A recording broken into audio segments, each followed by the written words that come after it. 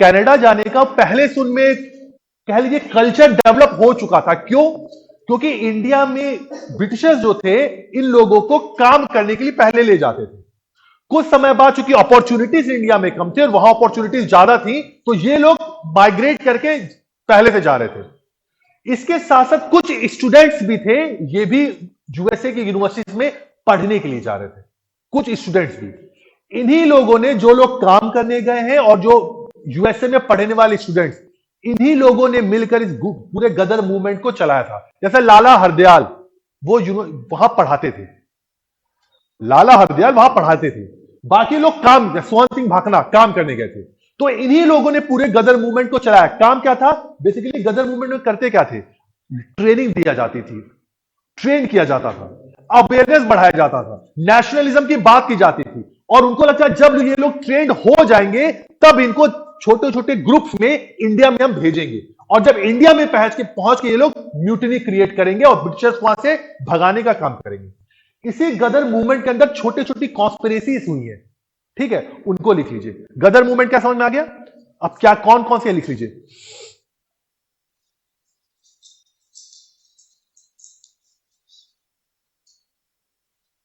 Hind association, यही Hind association of America started Yugantar Ashram, Yugantar Ashram at San Francisco, San Francisco. अगर आज गदर party का स्टैब्लिश हुई थी तो सैन फ्रांसिस्को ही है। Yugantar Ashram at San Francisco. The famous leader of this movement was, the famous leaders of this movement was Lala Hardayal, भाई परमानंद, Lala Hardayal, Bhai Parmanand and Ramchandra, and Ramchandra.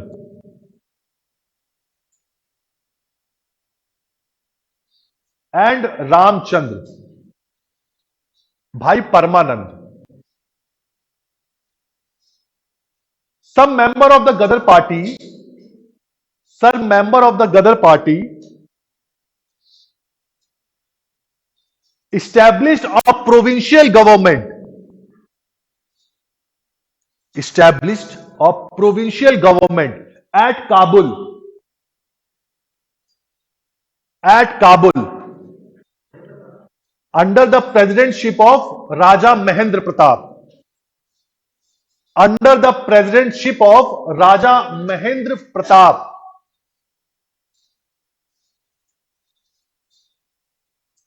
The first prime minister of this provincial government was Barkatullah.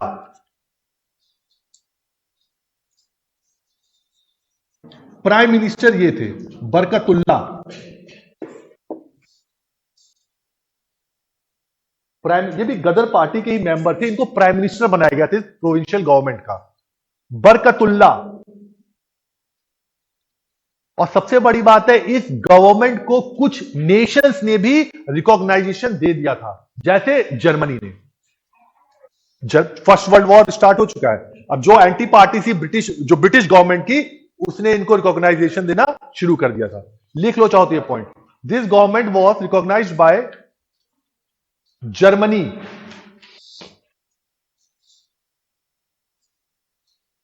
Germany. अब अगला नाम लिखिए, कामागाटा मारू incident.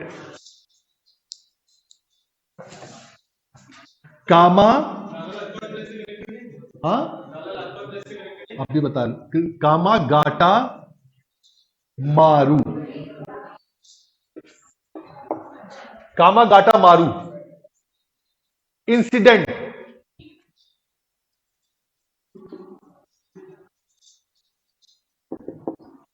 कुछ time period की लाला लाजपत राय भी थे कनेक्टेड, जब वो इंडिया से वो बाहर चले गए थे। मतलब जब उनको डर था मैं कैद हो जाऊंगा, तो उनको बाहर चले गए थे, लेकिन उसके बाद फिर से आ गए इंडिया में। उनका मेन जो काम है यहीं पे, लेकिन कुछ टाइम पीरियड के वो भी थे गदर पार्टी से। कामागाटा मारू इंसिडेंट ये है क्या? बेसिकली लिखो, कामागाटा मारू was a Japanese ship,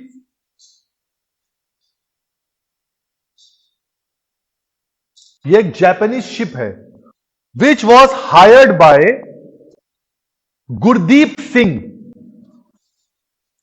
Gurudatt Singh, Gurudutt Singh, which was hired by Gurudutt Singh from Hong Kong, ये भी लिख लो।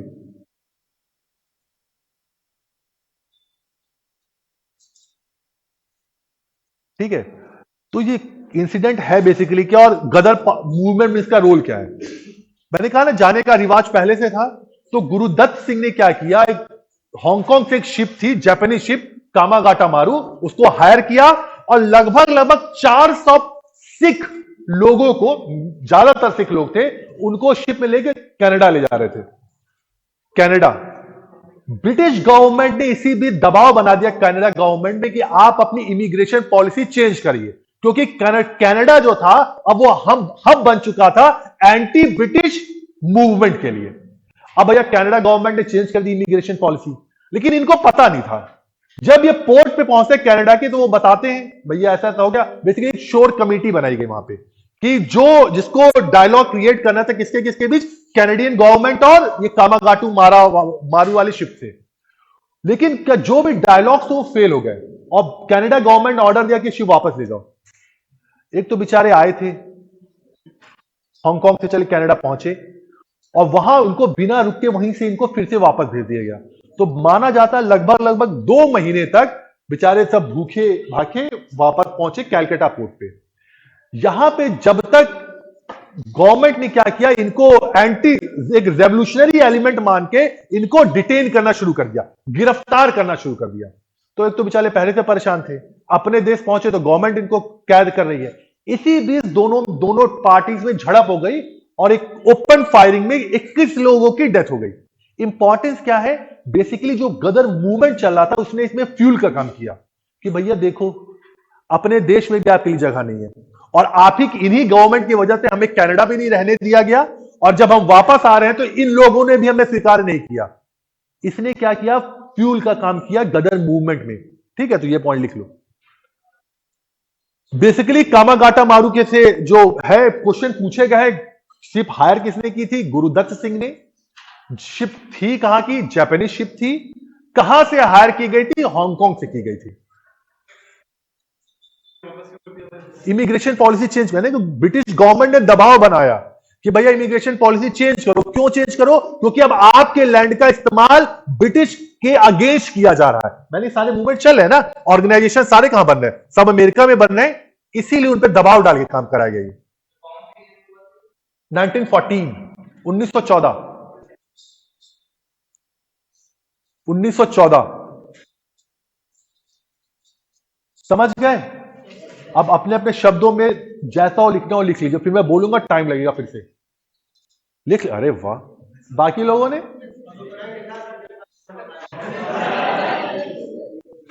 अरे यार देखो हर चीज डिक्टेट कर रहे हैं इसीलिए पीछे हम चल रहे हैं, लिखने की कोशिश करिए, फिर मैं लिखवाने लगूंगा तो बहुत टाइम लग जाएगा। क्लास वैसे अगर देखा जाए क्लास 2 बची है बस, वो अलग बात है मैं जैसे तैसे मैनेज करूंगा, लेकिन क्लास ऑफिशियली 2 ही बची है। ठीक है, फ्राइडे और सैटरडे की, और अभी हम गांधी को भी ला नहीं पाए सीन में। ठीक है, तो ये काम अपने आप थोड़ा थोड़ा लिखने लगी है। कामागाटू मारू इंसिडेंट ये था। अगला लिखिए, silk letter conspiracy. Silk letter conspiracy,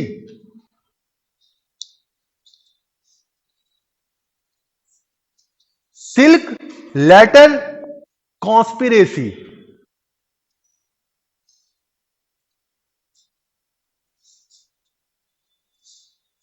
रेशमी, एक्चुअली वो पत्र क्या था, रेशम के कपड़े पे लिखा गया था, चूंकि लिखा गया है तो पत्र हो गया, लेकिन रेशमी रुमाल षड्यंत्र है बेसिकली। ये है क्या,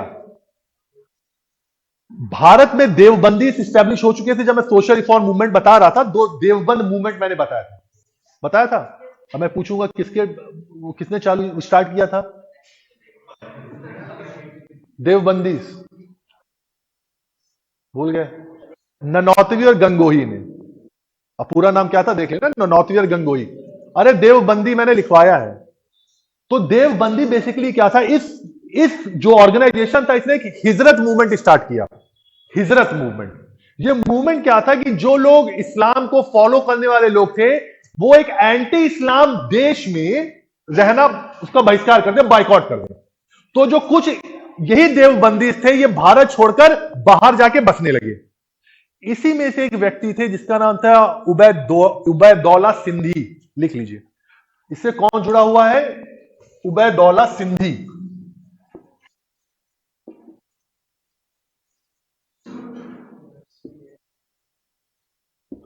उबैदौला Sindhi, he was related with यही silk letter conspiracy. He was related with silk letter conspiracy. लिख लिया? ये फैक्चुअल इंफॉर्मेशन, इससे ज्यादा सिल्क लेटर के बारे में नहीं पूछेगा। कहानी बस सुन लीजिए। ये कहानी क्या है कि मान लीजिए इंडिया है, ये अफगानिस्तान में बैठे हुए थे। हिजरत मूवमेंट के थ्रू जो इस्लाम को फॉलो करने वाले लोग थे वो एक इस समय एंटी इस्लाम हो गया ना ये, क्योंकि यहां पे क्रिश्चियनिटी, उनकी नजर में क्रिश्चियनिटी स्टैब्लिश हो गई है। तो ये जो थे उबैदौला सिंधी, ये काबुल में बैठे हुए थे।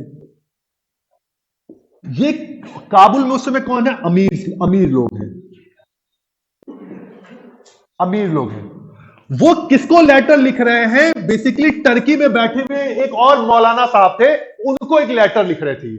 इस लेटर का मतलब क्या था कि भैया आप ऐसा करो, आप अपने अमीरों से कहो कि रिवॉल्ट कर दे ब्रिटिशर्स के खिलाफ, और जैसे आप रिवॉल्ट करोगे तो टर्की आपका सपोर्ट कर देगा। और जैसे टर्की सपोर्ट करेगा, टर्की के जो फ्रेंडली नेशंस हैं, जो फर्स्ट वर्ल्ड वॉर के टाइम टर्की ब्रिटिश गवर्नमेंट के अगेंस्ट लड़ा था, तो जर्मनी सपोर्ट में आ जाएगा। तो हम सब मिलके क्या करें?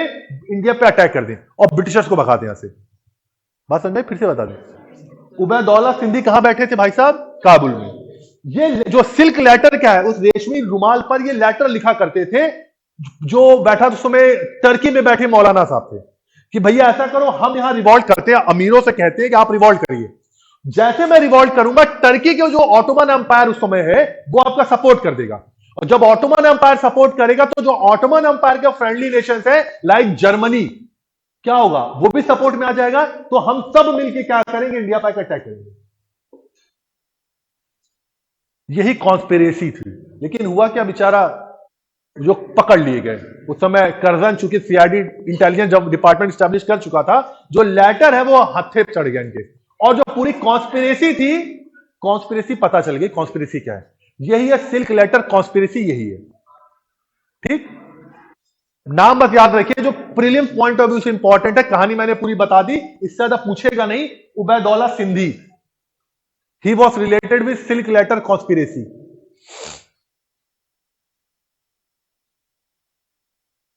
अगला लिखिए, Singapore revolt. Singapore revolt,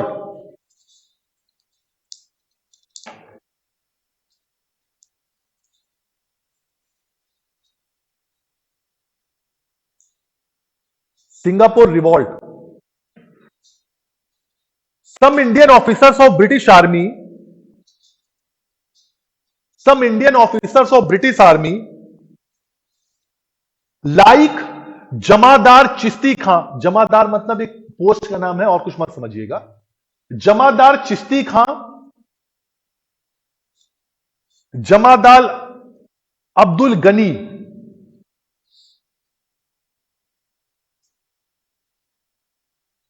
Abdul Ghani of 5th light infantry,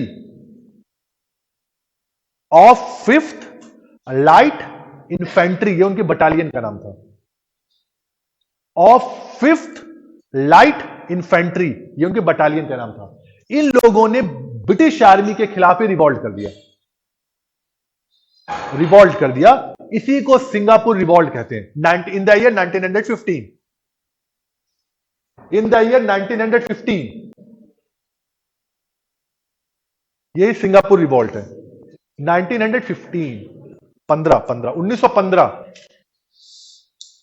this was known as Singapore revolt. अगला एक और लिख लो, इंपॉर्टेंट है, नाम लिखो, India independence society of Germany. India independence society of Germany.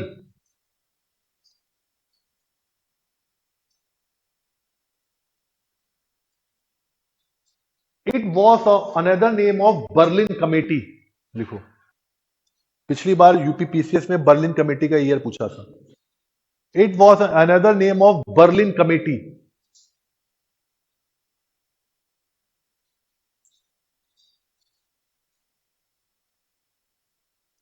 ठीक है, अब ये है क्या, कौन कौन, पहले लिखिए कौन कौन से मेंबर जुड़े हुए हैं इससे। लिखिए, Lala Hardayal, Virendranath Chattopadhyay, Lala Hardayal, Virendranath Chattopadhyay and S R Rana.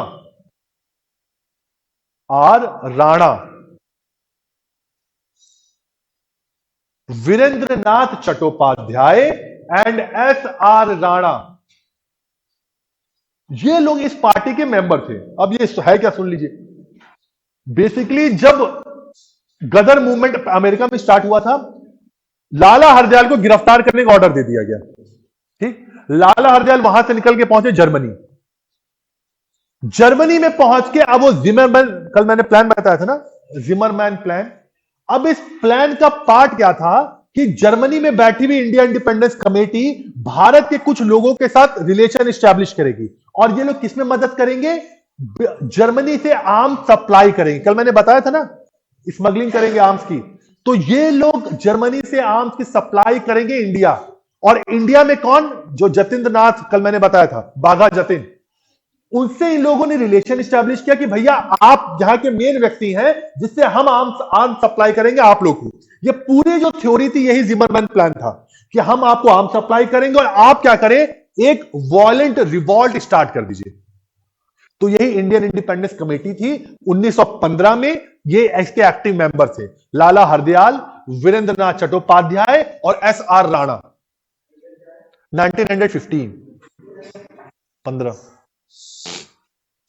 1915। ठीक, तो ये पूरा जो है ये गदर मूवमेंट का पार्ट था। ये गदर मूवमेंट में क्या क्या हुआ अभी तक, अगला पॉइंट। इसके बाद होम रूल मूवमेंट।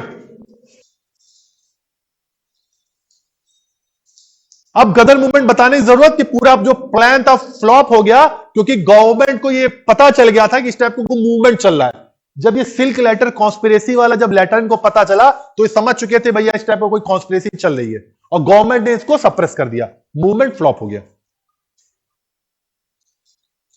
ठीक, अगला पॉइंट, उस समय और क्या हो रहा था इंडिया में। जो सबसे इंपॉर्टेंट चीज जो इंडिया में हो रही थी वो होम रूल मूवमेंट था।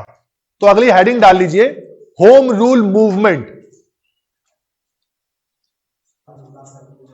Home rule movement, year 1916। Year 1916। Background लिख लीजिए,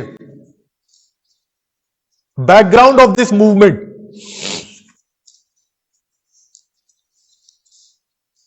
बैकग्राउंड ऑफ दिस मूवमेंट, 1916 का समय था, फर्स्ट वर्ल्ड वॉर स्टार्ट हो चुका था। फर्स्ट वर्ल्ड वॉर शुरू कब हुआ ना, 1914 में। ठीक है, अब ये एक अपॉर्चुनिटी थी इंडियंस के लिए कि ये अब चूंकि क्या है, वर्ल्ड वॉर शुरू हो चुका है, मतलब ब्रिटेन के रिसोर्सेज जो हैं वो अब यूरोप में है, क्योंकि Britain was active member of this world war. तो अब इंडिया के लिए मौका था कि ब्रिटिश गवर्नमेंट पर फिर से एक प्रेशर डाल के, जो अभी तक हम रियायतें ले रहे थे उनसे, फिर से एक बार ले लें। अभी तक क्या कह रहे हैं भाई, लेजिस्लेटिव असेंबली में मेंबर बढ़ाओ, हमें सेल्फ गवर्नमेंट दे दो। तो अब इनके लिए मौका था। अब इस मौका को भुनाने का काम किसने किया, एनी बेसेंट और बाल गंगाधर तिलक। बाल गंगाधर तिलक 1908 में बाल गंगाधर तिलक को इंप्रिजन कर लिया गया था और 1914 में रिलीज किया गया। 6 साल तक वो जेल में रहे। यहीं पर रह के उन्होंने बहुत सारे बुक्स लिख डाली थी, गीता रहस्य और ये एक्सपाइजेड जो भी बुक्स उन्होंने लिख डाली इसी 6 साल में मांडले जेल में। ठीक, उसके बाद क्या होता है, अब बाल गंगाधर तिलक कांग्रेस में फिर से शामिल होना चाह रहे हैं, क्योंकि अभी तक मॉडरेट्स ने क्या किया है, एक्सट्रीमिस्ट लीडर को कांग्रेस में शामिल करने से मना कर दिया। अब चूंकि वो आते हैं प्रयास कर रहे थे कि उन्हें कांग्रेस में फिर से जगह मिल जाए। बट इसी से पहले एक अपॉर्चुनिटी उन्हें देखी मिली होम रूल मूवमेंट चलाने की। क्यों? क्योंकि उस समय तक मॉडरेट पॉलिटिक्स जो थी वो बैकड्रॉप में पहुंच चुकी थी और पॉपुलैरिटी उनकी खत्म हो चुकी है। एक पूरी तरीके से पॉलिटिकल वैक्यूम क्रिएट है कि भैया कोई कुछ हो ही नहीं रहा भारत में। तो अब फिर से भारतीयों को जागृत करने के लिए और पॉलिटिकली एजुकेट करने के लिए यह मूवमेंट चलाया गया था। ठीक, तो एक दो पॉइंट लिख लीजिए क्यों मूवमेंट चला, बैकग्राउंड में लिख लीजिए। During the onset of world war first, बस ये लिख लीजिए, उसके बाद हम समझाने वाला काम है, लेकिन इसको जल्दी से लिख लीजिए। During the onset of world war first, moderates were having control of Indian National Congress. During the onset of World War First, moderates were having control of Indian National Congress.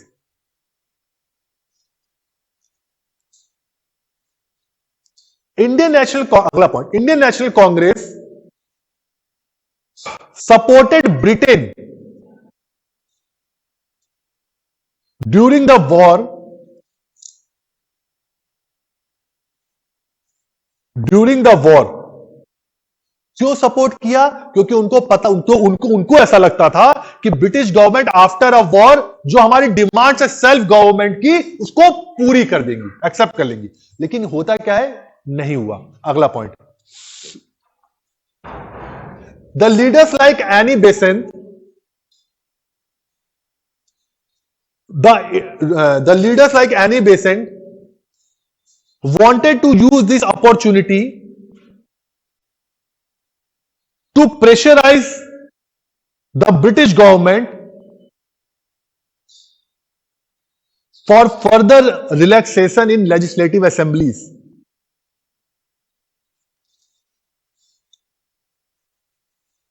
In legislative assemblies,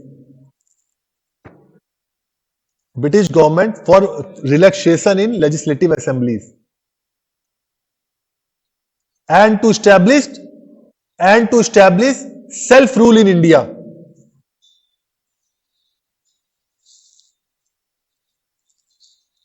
And to establish self rule, इसे हम home rule कहते हैं, self rule in India. During same time period, Tilak was also released from Mandalay jail. From Mandalay jail. पूछा गया तिलक को किस jail में इंप्रिजन किया गया था, यह भी पूछा गया है। From Mandalay jail. He too was interested in starting a movement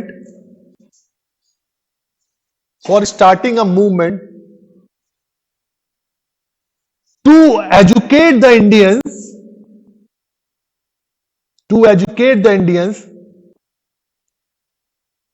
in the field of politics.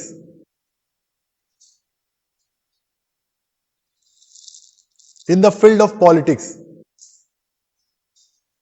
and to establish self-government. And to establish self-government. And to establish self-government. So, home rule movement was started by both of them. So, home rule movement was started by both of them. In the April 1916,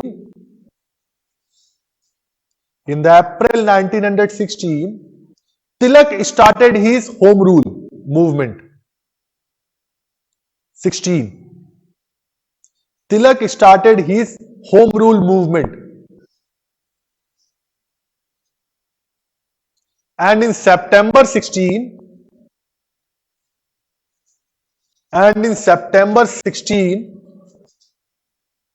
Annie Besant also started her home rule movement.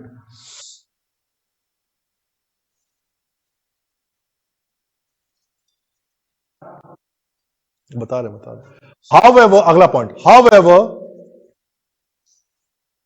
however, to avoid tussle between them. However, to avoid tussle between them, they consciously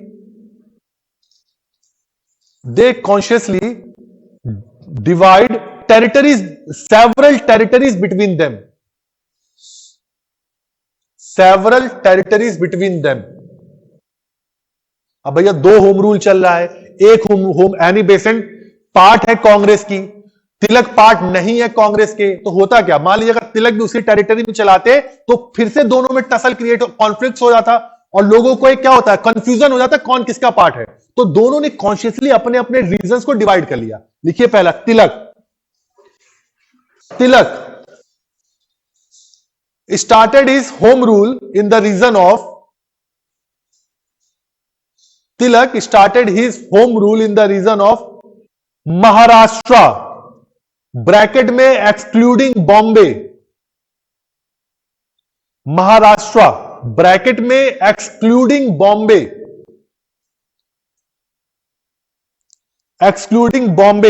central province, Karnataka,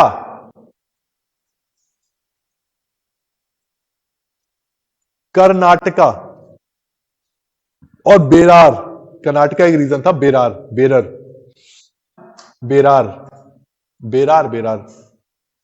and the rest regions belongs to Annie Besant and the rest part of India, लिख लीजिए, and the rest part of India belongs to the home rule movement of Annie Besant.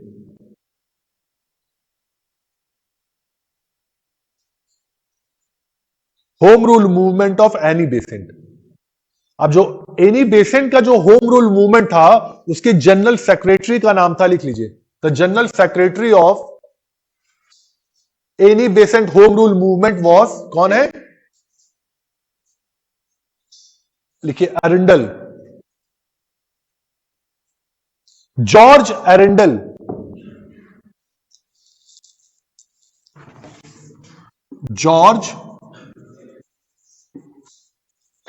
अरेंडल, ये इनके general secretary हैं। जो Annie Besant का जो home rule movement था, बॉम्बे क्योंकि एनी बेसेंट का पार्ट है, एनी क्योंकि उस समय जो काम था होम रूल का है, कांग्रेस कहां डोमिनेट है इस समय, बॉम्बे रीजन पे, तो क्लैशेस दोनों के ना, तो भैया बॉम्बे ले लो, बाकी जगह हम कर लेंगे। कॉन्शियसली ऐसा किया गया था क्योंकि अभी तक तिलक एंट्री मिली नहीं है, वो दिसंबर 1916 में मिलेगी जब लखनऊ पैक्ट होगा। अभी तिलक कांग्रेस के बाहर है। चलिए अगला पॉइंट। हाँ, एनी बेसेंट ने क्यों नहीं चलाया, पहले शुरू किसने कर दिया है, तिलक ने। तो तिलक ने कॉन्शियसली उन्हीं रीजन पे कहा जहां पर उनका कंट्रोल उन्हें दिख रहा है। बाकी रीजन चूंकि सितंबर में चलाना था एनी बेसेंट को, उन्होंने रीजन को छोड़ दिया था, भैया आप चला लीजिए। हाँ? कांग्रेस की मेंबर एनी बेसेंट, और अगले साल ही प्रेसिडेंट बनेंगी कांग्रेस की। इतनी पॉपुलैरिटी उनकी हो गई इस मूवमेंट के बाद ही कि 1917 में वो मेंबर भी बनती है, प्रेसिडेंट भी बनती है। 1918 में, 17 में उनको जेल मिल गई थी, जेल इंप्रिजन कर दिया गया था, 18 में वो प्रेसिडेंट बनती है। अगला लिखो बेसिकली मूवमेंट में हुआ क्या था। हाँ, न्यूज़पेपर का नाम लिख लेना, Annie Besant used his newspaper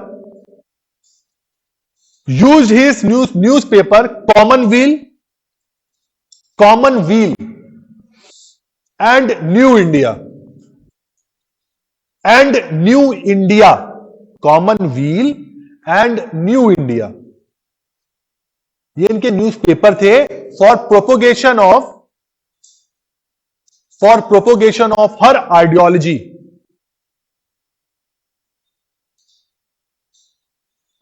वही home rule, home self government.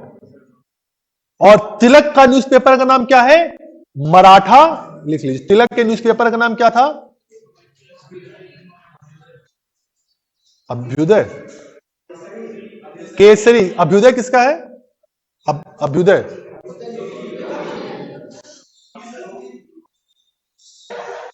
Madan Mohan Malviya का था। चलिए, तिलक का Kesari and Maratha.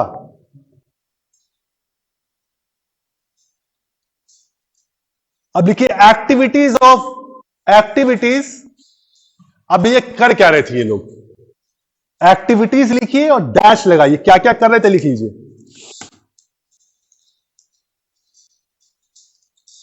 For promoting political education, for promoting political education, libraries were established, libraries were established,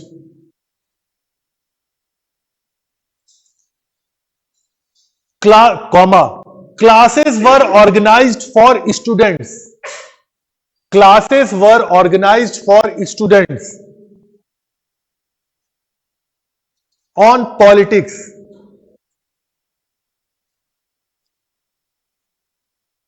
for politics, pamphlets were distributed, pamphlets were distributed, हाँ, pamphlet, अरे circular जो होते हैं चिपकाते नहीं, पैम्फलेट, हाँ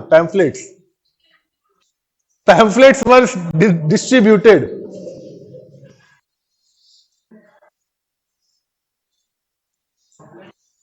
pamphlets were distributed and demonstrations were made, demonstrations were made, नुक्कड़ नाटक ये सब उस समय होता था। रीजन क्या करने का, एक्टिविटीज क्या क्या क्या करना चाह रहे हैं लोग? कि जो यूथ हैं उनको पॉलिटिकली अवेयर करना चाह रहे हैं सेल्फ गवर्नमेंट के लिए, ठीक है? क्योंकि अभी तक क्या था कि उनको लगता था कि यूथ मतलब उनका एजुकेशन ही नहीं है कि क्या हमें करना है, एक सेल्फ गवर्नमेंट का मतलब क्या होता है। तो उस सेल्फ गवर्नमेंट की ट्रेनिंग दी जा रही थी यूथ को। ये पूरा मूवमेंट अगेंस्ट ब्रिटिशर्स नहीं है, पहली बात। ऐसा कोई मूवमेंट नहीं था जो ब्रिटिश को भगाने के लिए था, बस इतना था भैया हमें सेल्फ गवर्नमेंट को की ट्रेनिंग देनी थी यूथ्स को, ठीक है? इंपैक्ट क्या रहा इसका लिख लीजिए, स्वराज। देखो सबसे बड़ी बात है स्वराज क्या है, ये कभी इस बात की चर्चा की ही नहीं गई थी। स्वराज क्या है? गांधी जी भी जब स्वराज की बात करते हैं उन्होंने कभी डिफाइन नहीं किया कि स्वराज क्या है, और यही गांधी जी की मूवमेंट की सबसे बड़ी खासियत थी। सब अपने अपने तरीके समझ जाओ स्वराज क्या है, मैं खुद नहीं बता रहा स्वराज क्या है, समझ रहे हो? मैंने बता दिया मैं स्वराज 1 साल बाद स्टैब्लिश कर दूंगा, लेकिन स्वराज है क्या ये मैं नहीं बता रहा हूं। तो अगर जिसकी जिसकी उनको लगता हम समझदार है अपने साथ स्वराज समझ लीजिए। वही हाथी, एक अंधा बोला कि हाथी की पूंछ झाड़ू है, एक अंधा बोला पेट, सब अंधे तो है, लेकिन हुआ क्या? यूनिटी स्टैब्लिश हो गई, लोगों ने मूवमेंट में पार्टिसिपेट किया। अगर वो डिफाइन कर देते स्वराज क्या है तो हो सकता है कुछ लोगों को लगता है ठीक नहीं है, क्योंकि मॉडरेट भी उस समय कांग्रेस के पार्ट है, तो बोल दिया मैं स्वराज चाहिए, स्वराज क्या है नहीं बताया। यही गांधी अभी इसके बाद मैंने समझाने वाला पार्ट वो है। ये सब तो फैक्ट्स आपके बुक्स में भी होगा, मैं बस इसलिए लिखवा दे रहा हूं एक जगह सब चीज मिल जाए, सबके बुक्स में होगा जो बुक्स पढ़ रहा। हाँ भैया बड़ी दिक्कत है। फंड्स बेसिकली करे देगा कौन? हम अपने क्या करते हैं, हम अपने मैगजीन पब्लिश कर रहे हैं, सर्कुलेशन कर रहे हैं, पैसा हमें वहां से मिल रहा है, हम अपने खुद काम कर रहे हैं ना। कुछ वॉलेंटियर्स होते हैं जो पैसे देते हैं। अभी तक कैपिटलिस्ट उतना रोल उतने बड़े नहीं थे जो अभी तक पैसे दे। कांग्रेस जब एक पार्टी बनती तो कैपिटलिस्ट ने फंडिंग करनी स्टार्ट की, but at the same time Congress की मेंबरशिप के लिए 4 आने रख दिए गए थे।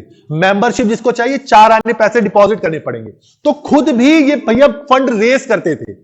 ये मत सोचिए पूरी तरीके से कोई ने फंड कर रहा है, खुद ये फंड रेस कर रहे हैं, और जो मेंबर्स हैं वो वॉलंटरली पैसे खुद डोनेट कर रहे हैं, पैसे खुद डोनेट कर रहे हैं। तो फंड रेज भी होते हैं। अभी जब हम पढ़ेंगे एनसीएम नॉन कॉपरेशन मूवमेंट, उससे पहले हो गया था कि जो भी कांग्रेस का मेंबर बनेगा उसको 4 आने मेंबरशिप फीस थी, 4 आने 25 पैसे, क्या जो भी हुआ, तो आपको उतनी फीस देनी पड़ेगी। तो यही फंड रेस ऐसे ही करना है, ठीक है? अगला point, impact of home rule movement.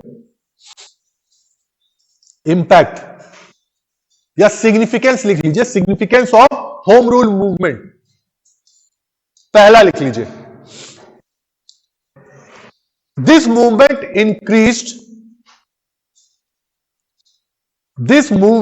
Increased the national awakening This movement increased the national awakening in the youth. In the youth.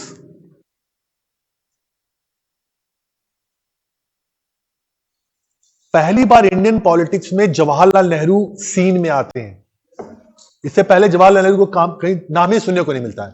भाई यही था कि लॉयर थे लेकिन यूथ थे भी। इसी मूवमेंट के बाद उन्होंने एक्टिवली पार्टिसिपेट किया होम रूल मूवमेंट में, और वो कहते भी हैं कि अब जितने यूथ्स हैं उनको लगने लगा था कुछ होने वाला है। अभी तक क्योंकि पूरा नेशनल मूवमेंट सोया हुआ था, उनको जगाने का काम जो था इन्हीं लोगों ने किया। और यही नेहरू, यही सुभाष जो बाद में मेंबर थे, बाद में नेशनल मूवमेंट को बढ़ाने का काम किया था। ये इनका इंपैक्ट रहा, इस मूवमेंट का सिग्निफिकेंस रहा। अगला point, this movement also pressurised the British government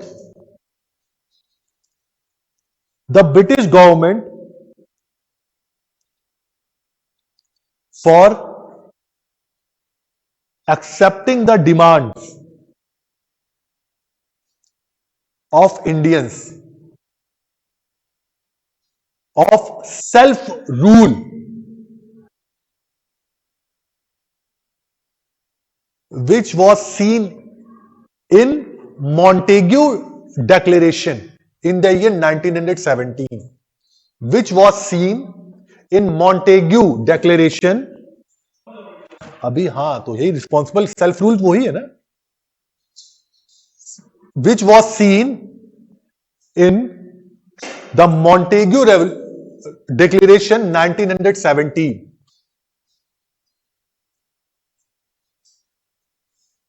ठीक, जो जिसकी आप बात कर रिस्पॉन्स, जो होम रूल, जो होम गवर्नमेंट है वही रिस्पॉन्सिबल गवर्नमेंट है। जब आप हमें पावर देंगे तभी तो हम रिस्पॉन्सिबल बनेंगे ना, बिना पावर दिए क्यों हम रिस्पॉन्सिबल बनेंगे? तो मतलब वही था, उसी का प्रेशर था। अगला पॉइंट, अब इसके बाद हुआ क्या, फैक्चुअल इंफॉर्मेशन है। अब भैया मूवमेंट इतना ज्यादा फैल रहा था कि गवर्नमेंट ने गिरफ्तार कर लिया एनी बेसेंट को, 1917 में जेल में डाल दिया। बट बेसेंट की पॉपुलैरिटी इतनी ज्यादा बढ़ चुकी थी कि प्रेशर में 1918 में रिलीज करना पड़ा उन्हें। और जो नेक्स्ट सेशन होता है 1918 का, Annie Besant was the first women president of Congress. लिख लीजिए अगला पॉइंट।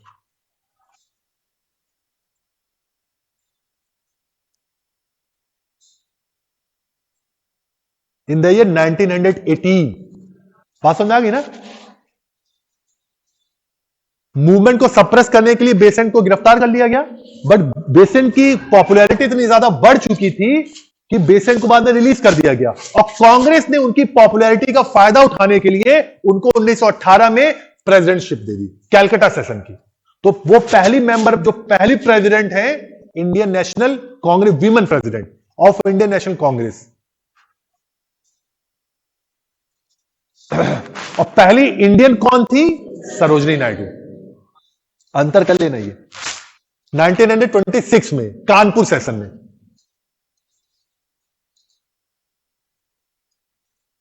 कानपुर सेशन में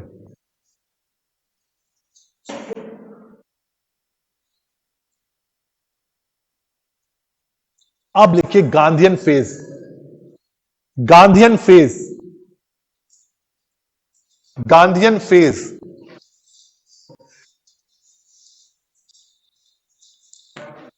अरे हां, लखनऊ पैक्ट एक छोटा सा, Lucknow pact, Lucknow pact. In the annual session of INC at Lucknow,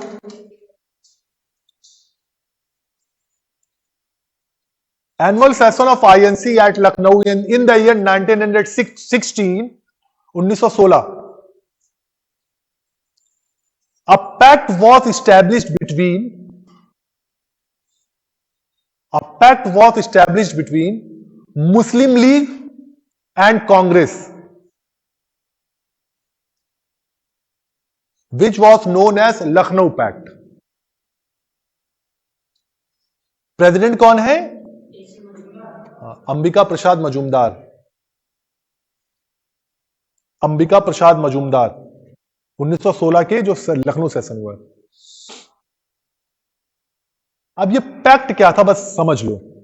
basically pact क्या था कि कांग्रेस ने क्या कहा 1909 में सेपरेट इलेक्टोरेट मुस्लिम लीग को मिल चुका था, बट मुस्लिम लीग जैसा फेवर ब्रिटिश गवर्नमेंट से चाहती थी वैसा फेवर उसे मिल नहीं रहा था। मुस्लिम लीग में अब यूथ लोग आ रहे थे, अहरार मूवमेंट चला, और अहरार मूवमेंट के जो जो मेंबर थे वो मुस्लिम यूथ थे।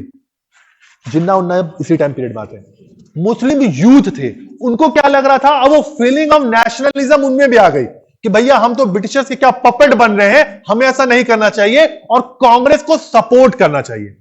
तो यूथ के प्रेशर में मुस्लिम लीग ने तैयार हुआ किसका साथ देने के लिए, कांग्रेस का। और कांग्रेस इन रिटर्न क्या करेगी, जो सेपरेट इलेक्टोरेट की डिमांड थी मुस्लिम लीग की वो स्वीकार कर ली। चाहो तो लिख लो एक point, in this pact it was decided, in this pact it was decided that league will support congress, that league will support congress in his national movement, in his national movement, and congress will accept, and congress will accept the demand of separate electorate of Muslim League. Muslim league. और भारतीय राजनीति में communalism की शुरुआत यहीं से हो गई थी। अगर आप कहेंगे भारत का विभाजन, तो भारत का पार्टीशन की शुरुआत इसी पैक्ट से हो गई थी। क्यों? क्योंकि अब रिकॉग्निशन मिल गई मुस्लिम लीग को कांग्रेस के थ्रू।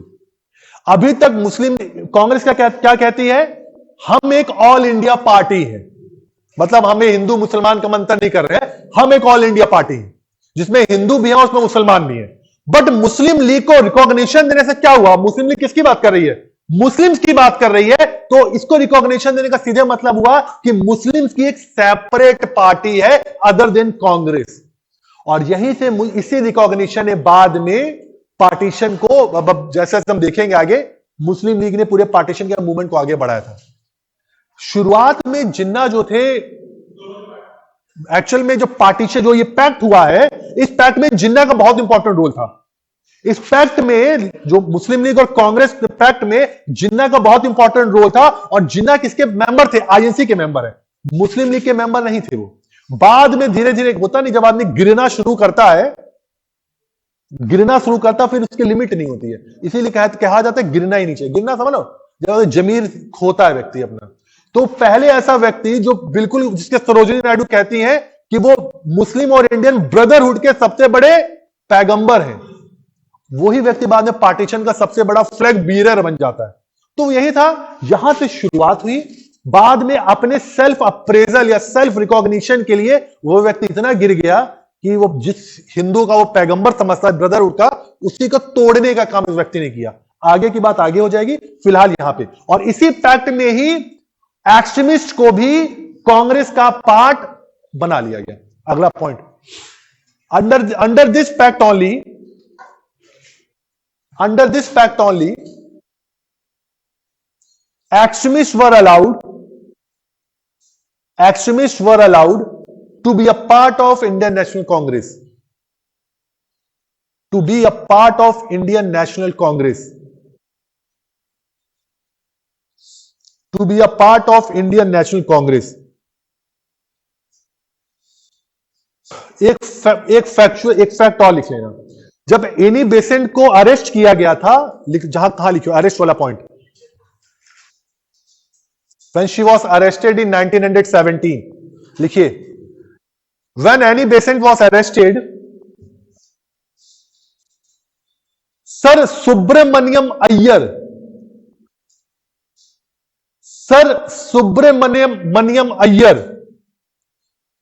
returned his knighthood।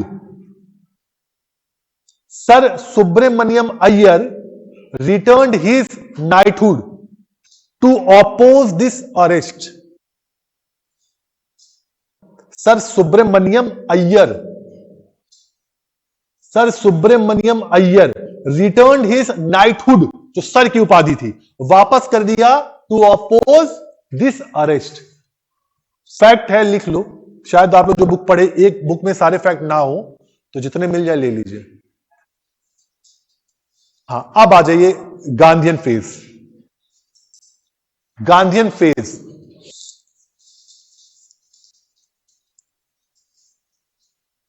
अब पहला तो शुरुआती करते हैं कि गांधी की कंट्रोवर्सी से, जो सबको पता है कि कंट्रोवर्सी है क्या। लिखिए, अकॉर्डिंग टू जूडिथ ब्राउन, जो मैंने बुक का नाम बताया था, गांधी राइज टू पावर, इन्हीं की बुक थी। According to Judith brown,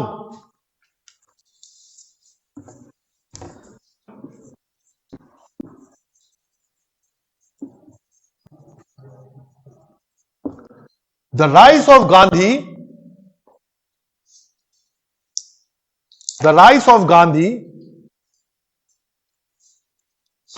was a high level political game. The rise of Gandhi was a high level political game. He captured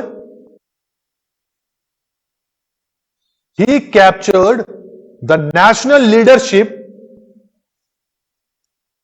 He captured the national leadership by manipulating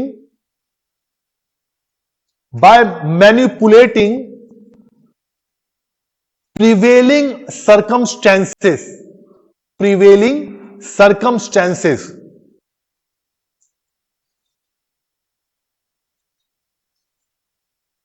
ठीक, ये Judith brown का कहना है, imperial historian का। आप लोग में से कितने लोग सहमत हैं? मतलब ऐसे आप लोग में से कितने लोग ऐसा लगता है, एक तो गांधी ऐसा पर्सनालिटी या गांधी ऐसा आइडियोलॉजी कि वो एक गेम था पूरी तरीके से गांधी को नेशनल लीडरशिप में बनने का? कोई नहीं है, सबको लगता है गांधी बड़े अच्छे थे। हाँ, ये देखिए। हाँ, और कोई एक, इनको लग रहा ठीक नहीं है। दो,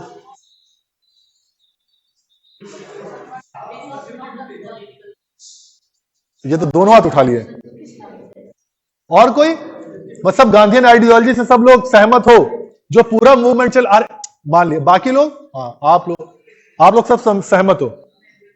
हाँ, आप नहीं सहमत है? 50-50। हाँ,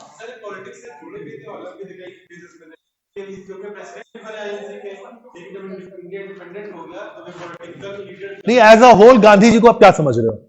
as a whole, as a personality, as a ideology, political ideology आप सपोर्ट कर रहे हो? अच्छा, और बस? अरे मतलब गांधी के सपोर्टर ज्यादा है यहाँ पे। अरे वाह, गांधी है तो सब कुछ है। चलिए अगला पॉइंट। अब आपने मेरा आधा काम आसान कर दिया। क्यों गांधी? आपने आधा काम आसान कर दिया। अब जिनको, जो 4-5-6 लोग जिनको लगता है गलत है, आप लोग बाद में बताइएगा, आप लोग जो भी समझ में है। अगला लिखिए, अगला point, factor responsible for the rise of Gandhi. Factor responsible for the rise of Gandhi.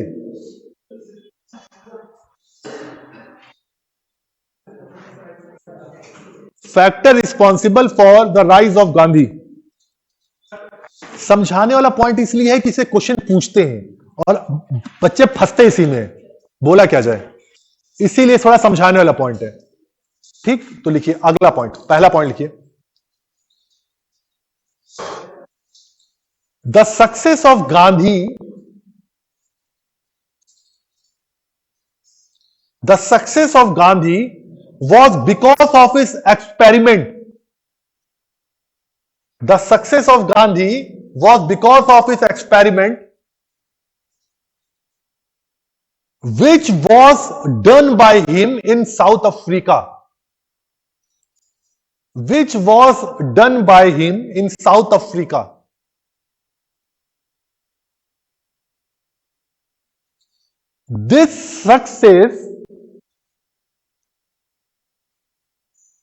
This success transformed Gandhi ji as a national hero before his arrival.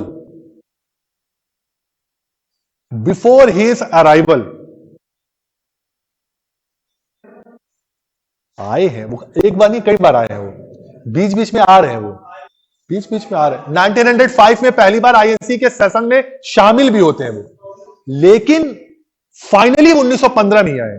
और उनके आने और आए तभी तो लोग गांधी के बारे में जाने। गांधी है कौन? गांधी आए हैं, गोखले साउथ अफ्रीका गए हैं, गोखले साउथ अफ्रीका भी गए।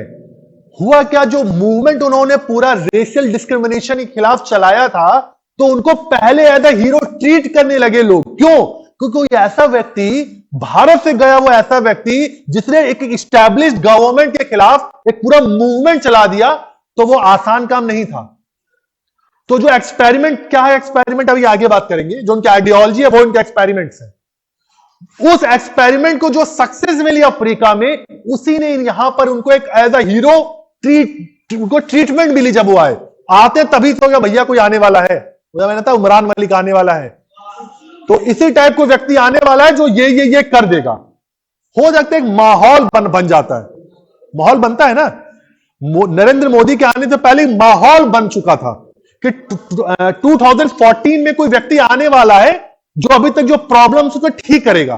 तो ये माहौल ने ही गांधी को पहले एक नेशनल हीरो बना दिया था, उनके अराइवल से पहले ही, जिसने सबसे इंपॉर्टेंट रोल प्ले किया उनके इमरजेंस में। अगला पॉइंट, अगला point,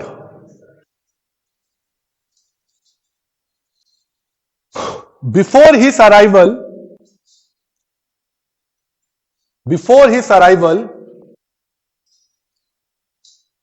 the platform of the national movement, the platform of the national movement was vacant. National leadership movement ना लिखिए, the platform of the national leadership was vacant. vacant क्यों है? Moderates और एक्सट्रीमिस्ट दोनों flop हो चुके थे, मिलिट्री टेररिज्म भी फ्लॉप हो चुकी है। और जब ये आते हैं उस समय आधे जो कांग्रेस के बूढ़े लीडर थे वो जा भी चुके थे। फिरोज शाह मेहता की डेथ हो गई थी, दादा भाई नेहरू जी की डेथ हो गई थी, जीके गोखले की डेथ हो गई थी, और एक्सट्रीमिस्ट लीडर तिलक इनके सपोर्ट में आ चुके थे। तो उनको लग रहा था ये जो गांधी है, पैसिव रेजिस्टेंस की बात सबसे पहले एक्सट्रीमिस्ट ने की थी, और गांधी जी ने बाइकॉट, और गांधी जी ने उसी बाइकॉट को अपनाया एक्सट्रीमिस्ट से। तो एक्सट्रीमिस्ट इनके सपोर्ट में थे। तो भैया नेशनल लीडर कौन बनेगा? ये पहले प्लेटफॉर्म खाली था। अब जब खाली है ये, तो कोई भी ऐसा व्यक्ति हो जिसको लोग सपोर्ट कर रहे हैं, तो हो सकता सपोर्ट कर जाए। गांधी के इमरजेंस में इसने भी एक इंपॉर्टेंट रोल प्ले किया। ठीक, तीसरा point, the prevailing circumstances, the prevailing circumstances also helped Gandhi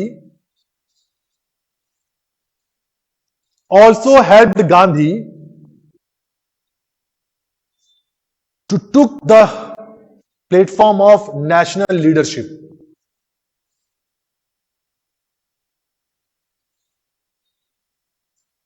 Took the platform of national leadership. ठीक, अगर इसको एक शब्दों में बताया जाए क्या था, तो केजीएफ तो देखी होगी ना, तो नहीं देखी होगी।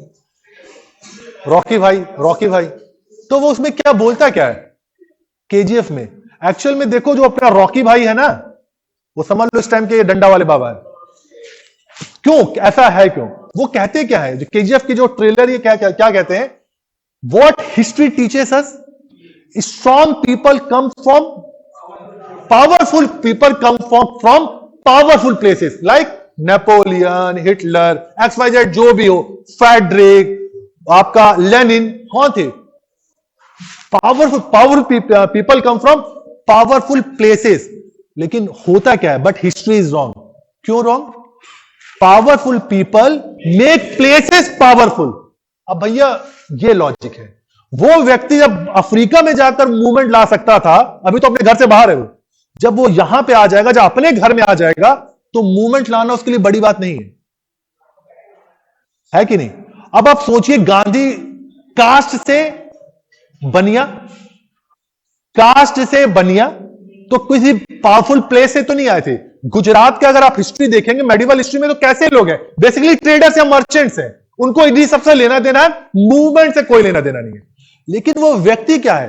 जब व्यक्ति खुद ही पावरफुल होता है तो वो प्लेस को ही पावरफुल बना देता है। गांधी में वही खासियत थी। और जो सरकमस्टेंसेस थे, उस सरकमस्टेंसेस में ऐसे ही व्यक्ति की जरूरत थी जो इस सारे सरकमस्टेंसेस को ऑक्युपाई कर सके या लोगों को बताए सॉल्यूशन मेरे पास है, टेंशन ना लेना। सॉल्यूशन तो दे रहे हैं ना, स्वराज क्या, मैंने इनका जवाब दिया। स्वराज एक्चुअल में था क्या, उन्होंने खुद डिफाइन नहीं किया स्वराज क्या है। बोला बस 1 साल के अंदर स्वराज लेंगे, टेंशन ना लो। मिला नहीं, मूवमेंट वापस भी ले लिया इन्होंने, लेकिन लोगों को क्या लगा, बाबा दिला सकते हैं। तो बाबा जब इतना मूवमेंट बड़ा खड़ा कर सकते हैं तो ये दिला भी सकते हैं। और फिर उसी केजीएफ का एक और डायलॉग है, नहीं सुना? अच्छा, बस सुना ही होगा, सुना ही होगा। वो क्या कहती, जो मां अपने बेटे से क्या कहती है कि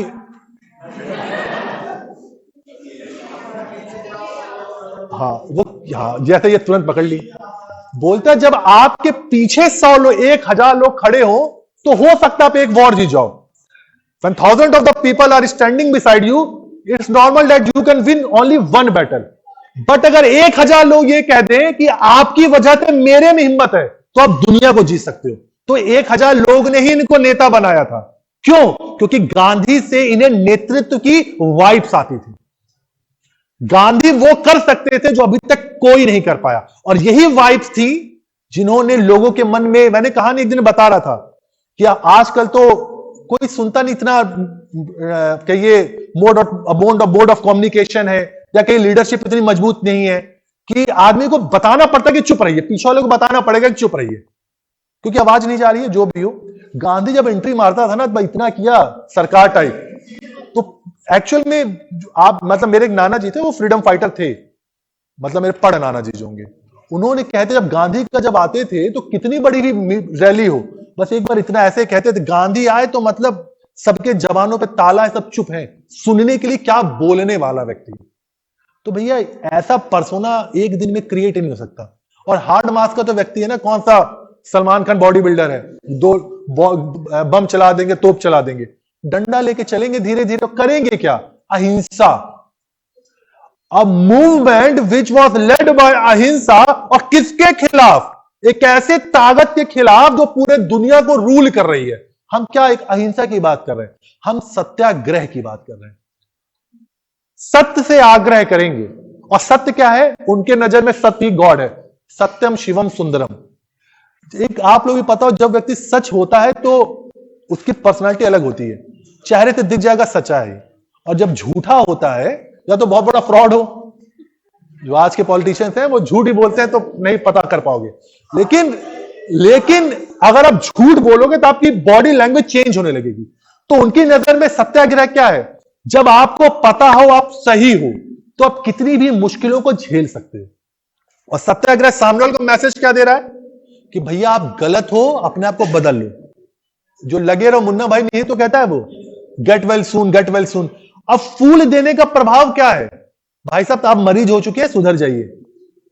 सामने वाले को बताइए कि आपका जो इंटेंट है वो गलत है और मेरा इंटेंट क्या है, मैं सही हूं। और कितनी भी मुझ पे आप कोशिश करिए मेरे इंटेंट को चेंज करने के लिए, मैं चेंज नहीं करूंगा, because I am true.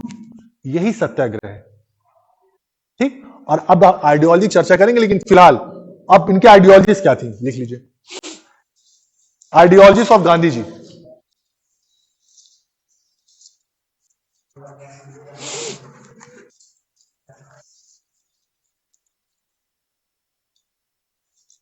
Ideologies of Gandhi ji, जल्दी जल्दी लिख लीजिए, सब समझ में आ जाएगा।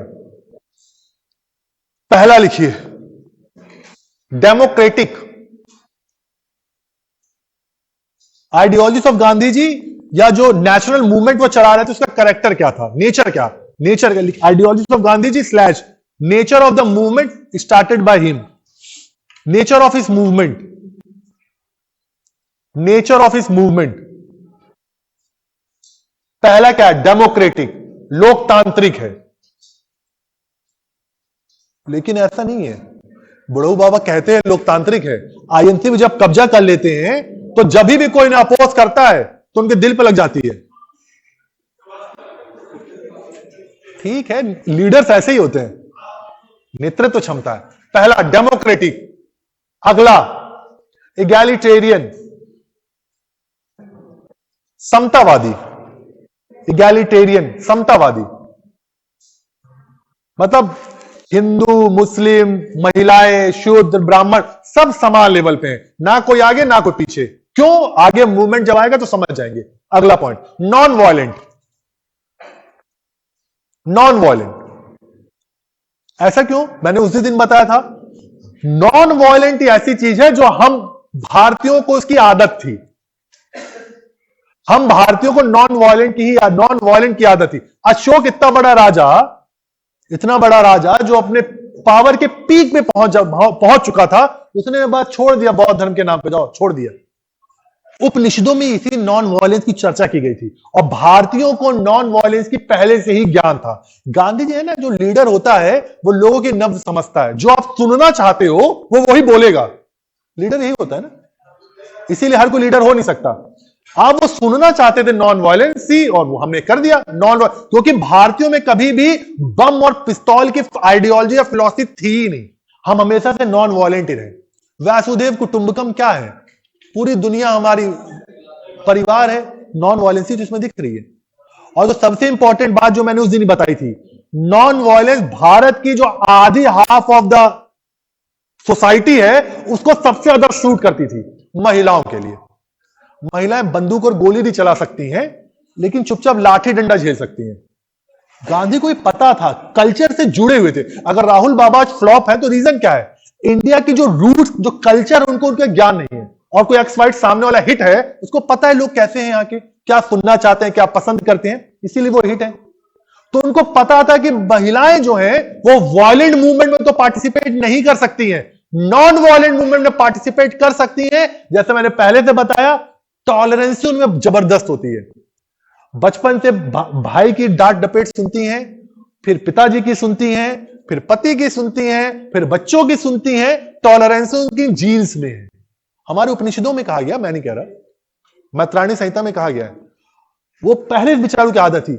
इसी टॉलरेंसी का फायदा गांधी ने उठाया और विमेंस को प्लेटफॉर्म दिया कि now the platform belongs to you. आप कहना चाहिए मूवमेंट, अब आप मूवमेंट चलाइए। देखिए 1942 के मूवमेंट में महिलाओं ने कितना ज्यादा बढ़ चढ़ के पार्टिसिपेट किया है। 1942 जब कोई नेशनल मूवमेंट ही नहीं है, मतलब नेशनल लीडर ही नहीं है, महिलाएं आगे आके पार्टिसिपेट करती हैं, लीड करती है मूवमेंट को। उषा मेहता, अरुणा आसिफ अली जैसी। अरुणा आसिफ अली एक्टिव थी, एक्टिवली पार्टिसिपेट किया था। क्यों किया था? क्योंकि उनको लगता है ये काम हम कर सकते हैं। लाठी डंडा और बॉम्ब तो नहीं चला सकते, हमारी जीन्स में नहीं है, हम किसी को कष्ट नहीं दे सकते हैं। विमेंस में, जीन्स में होता है ये, लेकिन हम झेल सकते हैं। हमारी कल्चर यही है, ये गांधी जी समझते थे। अगला, ट्रूथ। ट्रूथ ट्रूथ बताने की जरूरत नहीं है। गांधी जी की नजर में सच्चाई जो है वही सत्य ही शिव है, शिव ही ईश्वर है। तो जब तक आप सच हैं, सत्य हैं, आप सीधे ईश्वर का, अगर आप पे विश्वास रहेगा, और जिसको ईश्वर पे विश्वास है, दुनिया की कोई ताकत उसे झुका ही नहीं सकती, क्योंकि अल्टीमेटली यही तो है। अल्टीमेटली सुप्रीम पावर को अगर हमने सरेंडर कर दिया तो अब हमें किसी दुनिया का डर नहीं है। कुछ भी होगा देख लेंगे, भगवान मेरे साथ है। इसीलिए राम राज्य की बात है। गांधी जी की आइडियोलॉजी में हमेशा धर्म को, लेकिन आज वाला धर्म नहीं जिसके हम समझ रहे हैं, गांधी जी की आइडियोलॉजी में हमेशा रिलीजन एक इंटीग्रल पार्ट रहा है, क्योंकि गांधी जी समझते थे कि भारतीय समाज और धर्म को अलग नहीं कर सकते। इसीलिए रामचरितमानस की पुस्तक लेके वो चलते हैं और चौपाइयों तो लोगों को सुनाते हैं, क्योंकि लोग कनेक्ट कर पाएंगे आसानी से। गांधी जी पागल नहीं कि वो ट्रेन की थर्ड क्लास में आके बैठते हैं या जनरल जो डिब्बा बोगी है वहां बैठते हैं। लोगों की कनेक्टिविटी बढ़ेगी। वो व्यक्ति बैरिस्टर है, अगर एक धोती पहन के चल रहा है तो क्या है, लोगों क्या लग रहे हैं, ये तो हमारे जैसा है,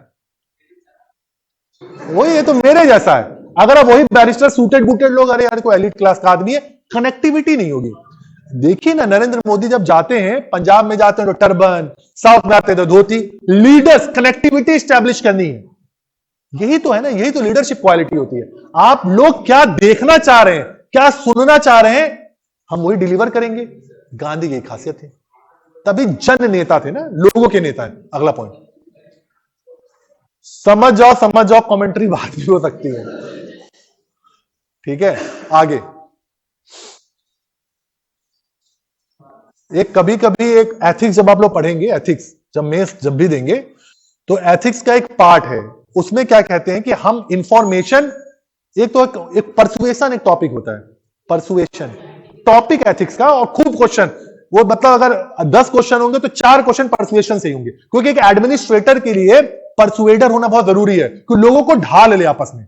मान लीजिए दंगा कहीं हो रहा है, अब ये थोड़ा लाठीचार्ज कराएगा, वो जाएगा दंगे के नेता से मिलेगा, हाँ भाई बताओ तुम्हारी मांगे क्या है, ये मांगे, अच्छा टेंशन ना लो 4 दिन बाद पूरी कर देंगे, लेकिन फिलहाल हट जाओ यहां से। एक एडमिनिस्ट्रेटर की क्वालिटी होती है। तो परसुएशन के टॉपिक में ये है कि कुछ लोगों को कुछ भी कर लो, परसुएशन का फर्क नहीं पड़ता है। क्यों नहीं फर्क पड़ता है? एक तो परसुएशन का सबसे इंपॉर्टेंट बात है, जो डिलीवर उसको किया जा रहा है, जो सोर्स ऑफ डिलीवरी है, या तो वो क्रेडिबल ना हो, सोर्स ऑफ डिलीवरी क्रेडिबल ना हो।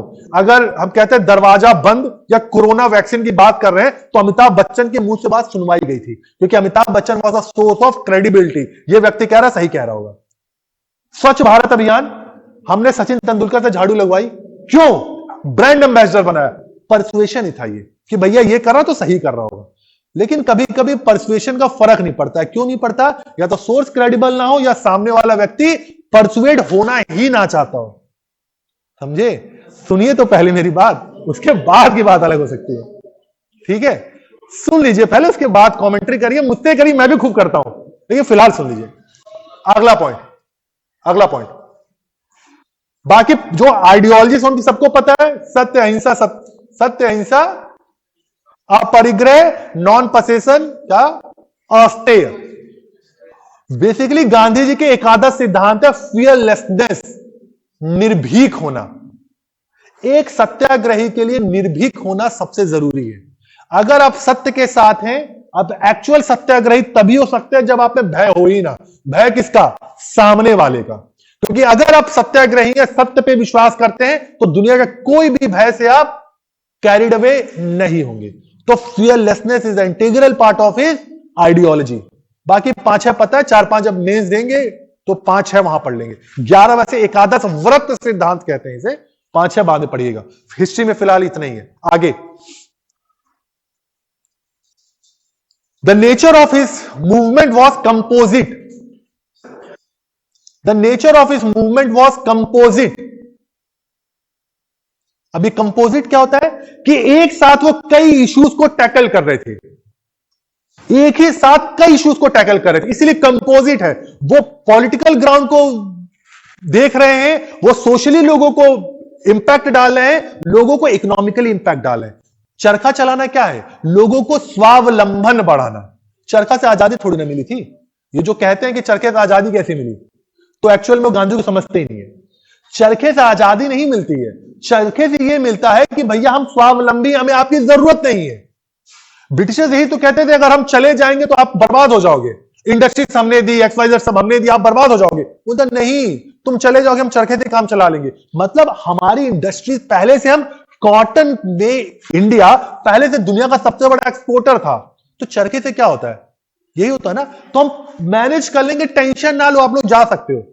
इसीलिए नॉन कॉपरेशन मूवमेंट में सबसे इंटीग्रल पार्ट था चरखे का डिस्ट्रीब्यूशन, और उन्होंने सबके लिए टारगेट रखा था, एक एक्चुअल सत्याग्रही को पर मंथ इतना मीटर कॉटन बनाना है। यही तो है फंडिंग रेस करने के तरीके, यही तो फंड, ऐसे तो फंड रेस कर रहे हैं भैया। अब कपड़े बेचें, कपड़े में बेचेंगे, फंड रेस कर रहे हैं। अगला पॉइंट, द नेचर कंपोजिट था। अगला, जल्दी जल्दी मजा नहीं आता, मेरी सांस फूलने लगती है, कंप्लीट कराना। चलिए अगला पॉइंट लिख लीजिए। The movement led by Gandhi ji was not a event, it was a process. Was not a event, it was a process.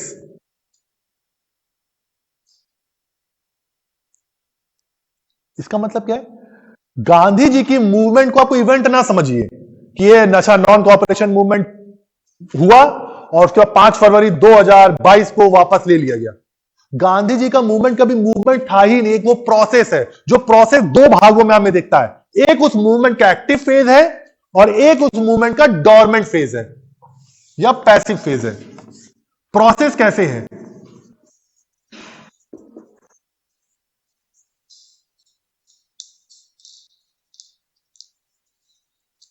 एक है active phase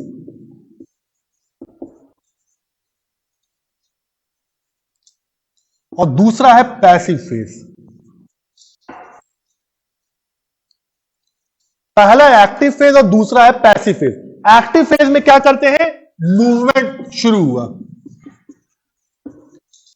non cooperation movement, civil disobedience movement, ये सारे उनके एक्टिव फेज है। ये movement का movement हुआ, लोगों के मास पार्टिसिपेशन हुआ, हमने कुछ डिमांड रखी, हम जेल जा रहे हैं, जेल भरो आंदोलन चला रहे हैं, हम कैंडल मार्च कर रहे हैं, हम लोगों को जगा रहे हैं, अवेयर कर रहे हैं। पैसिव फेज ज्यादा इंपॉर्टेंट है, ये कंस्ट्रक्टिव फेज है। ये कंस्ट्रक्टिव फेज है। कंस्ट्रक्टिव फेज का क्या है, आने वाले मूवमेंट के लिए फ्यूलिंग का काम कर रहे हैं। मूवमेंट खत्म हो गया, अब भैया लोग की ऊर्जा खत्म हो गई, एनर्जी सब खत्म, आने वाले मूवमेंट के लिए, जो भविष्य में मूवमेंट फिर से होगा, उसके लिए फ्यूलिंग, एनर्जी गेन कर रहे हैं। कैसे कर रहे हैं, देखिए कंस्ट्रक्टिव फेज में क्या कर रहे हैं। पहला लिख लीजिए, लोगों को वोकेशनल ट्रेनिंग दे रहे हैं। वोकेशनल ट्रेनिंग, स्वावलंबन की बात कर रहे हैं। इस्टेब्लिशमेंट ऑफ कॉटेज इंडस्ट्रीज, हम कपड़ा उद्योगों की बात कर रहे हैं। आज जो लघु उद्योग है, it was based on Gandhian ideology only. Gandhi ji ने कभी बड़ी बड़ी कंपनी स्टैब्लिश करने, इंडस्ट्री स्टैब्लिश करने की बात ही नहीं की थी। उनका हमेशा कहना था कि उद्योग कैसे हो, इंडस्ट्रीज कैसे हो, छोटे उद्योग हो, क्योंकि इससे क्या, लोगों को ज्यादा से ज्यादा इंप्लॉयमेंट मिलेगा।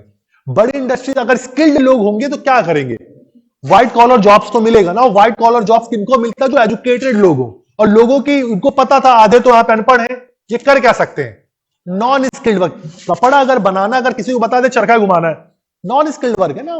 हम अगर ट्रेनिंग ना लिए हो तभी भी हम ये काम कर सकते हैं, इसीलिए उनके पास था कॉटेज इंडस्ट्री। अगला, social empowerment. Social empowerment of schedule caste, bracket में हरिजन, ब्रैकेट में हरिजन, एंड विमेंस।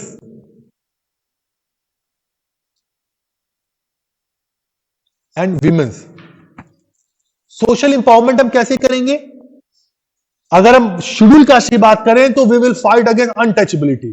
उन्होंने पूरा मूवमेंट ही चला दिया था अनटचेबिलिटी के खिलाफ। 1930s के बाद जब नॉन सिविल डिसोबीडियंस मूवमेंट खत्म होता है, तो वो पूरा after Ambedkar Gandhian pact, Gandhi Ambedkar pact के बाद उन्होंने पूरा मूवमेंट चलाया था टू इरेडिकेट अनटचेबिलिटी, क्योंकि उनको लगता था जब तक शेड्यूल कास्ट का अपलिफ्टमेंट नहीं होगा, तब तक जिस भारत का सपना लेके हम चल रहे हैं, वो सपना कभी भी स्टैब्लिश नहीं हो सकता है।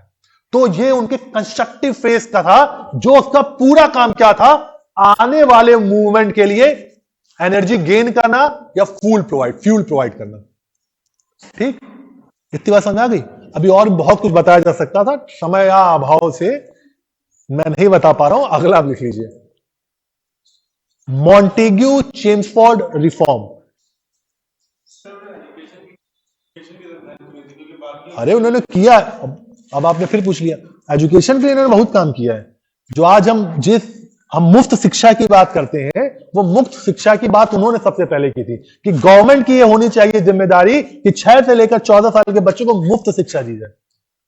जब वर्धा प्लान आएगा 1937 का, तो उसमें बात उन्होंने की है। बचा कुछ नहीं है।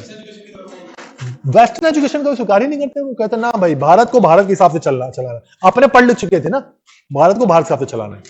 चलिए अगला पॉइंट। अभी टाइम नहीं हुआ, 1:30 बजे तक टाइम है मेरा, अभी 13 मिनट और है। चलिए, मॉन्टेग्यू चेम्सफोर्ड, जो जाना चाहते जा सकते हैं, रोक नहीं है। Montagu Chelmsford reform,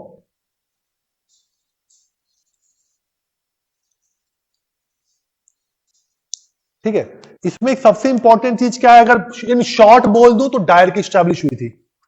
in short, थोड़ा सा डिटेलिंग करें तो डायरकी है क्या, पहले यही समझना पड़ेगा। डायरकी समय कहां स्टैब्लिश हुई है, बेसिकली प्रोविंस में। डायरकी पहले है क्या, पहले लिख लीजिए। मॉन्टेग्यू डेक्लेरेशन पहले लिख लो, है क्या? लिख लो पहले मॉन्टेग्यू डेक्लेरेशन 1917, पहले लिख लो इससे, इसके बाद रिफॉर्म्स आएंगे। मॉन्टेग्यू डेक्लेरेशन 1917, ये डिक्लेरेशन है क्या?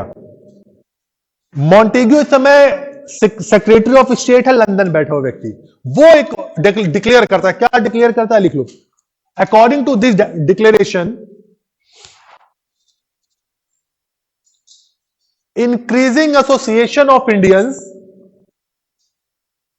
increasing association of Indians in every branch of administration, in every branch of administration will gradually lead to self-governance, will gradually lead to self-governance।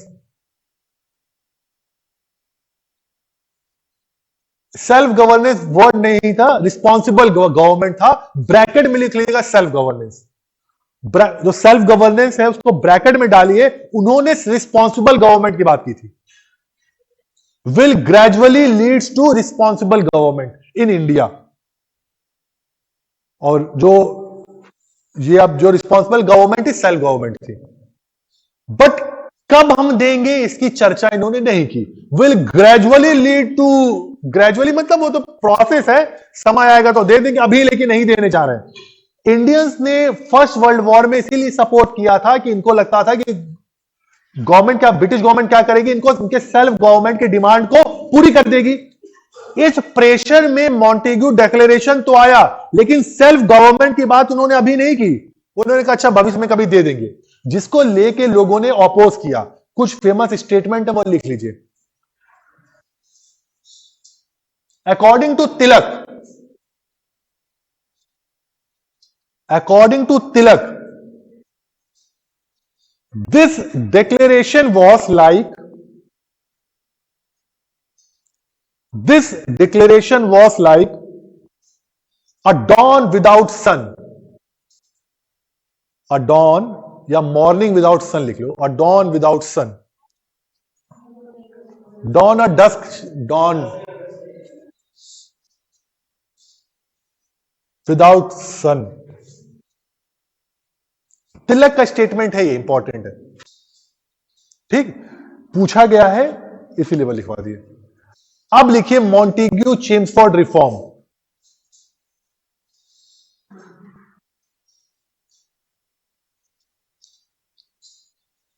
A diarchy was established under this reform at provincial level.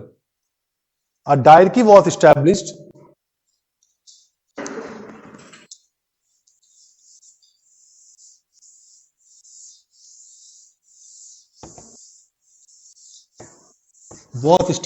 at provincial level.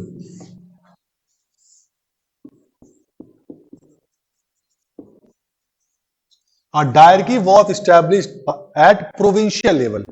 Centre में नहीं था, province में dyarchy establish की गई थी। Dyarchy का मतलब क्या है? A rule of two. Curtis ने ये दिया है, कर्टिस, डायरकी का जो थ्योरी है कर्टिस ने दिया है, लिख लो। डायरकी का थ्योरी किसने दिया? कर्टिस ने दिया है।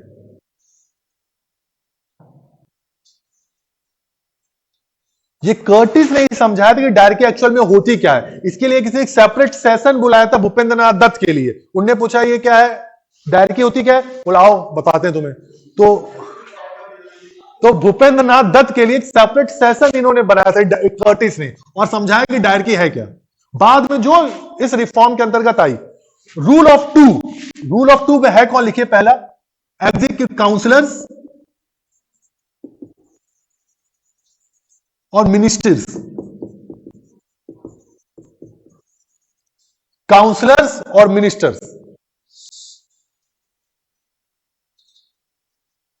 डायरकी का मतलब ये है, रूल ऑफ टू। और रूल ऑफ टू में कौन कौन? एक काउंसलर्स होंगे, काउंसलर्स का रूल भी है और मिनिस्टर्स का रूल भी है।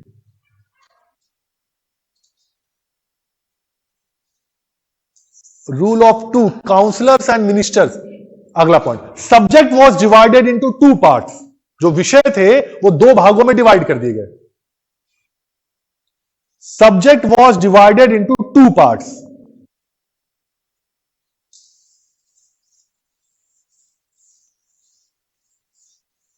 रिजर्व्ड सब्जेक्ट या लिस्ट भी इसे कहते हैं, was divided into two parts.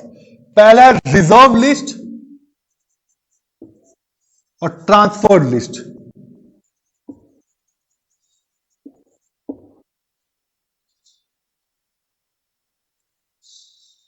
Reserve list और ट्रांसफर लिस्ट। रिजर्व लिस्ट में जो इंपॉर्टेंट पोर्टफोलियोज थे वो आते थे, अभी मैं बता दूं कौन कौन से पोर्टफोलियोज थे। और जो ट्रांसफर्ड लिस्ट में जो लिस्ट इसके कंपैरिजन में जो कम इंपॉर्टेंट पोर्टफोलियोज थे वो आते थे। रिजर्व लिस्ट को कौन देख रहा है? Governor and his councillors. जो उसके काउंसिल के मेंबर्स हैं वो रिजर्व लिस्ट को देख रहे हैं, उस पर डिसीजन ले रहे हैं। और ट्रांसफर लिस्ट को कौन देख रहा है? Governor plus ministers.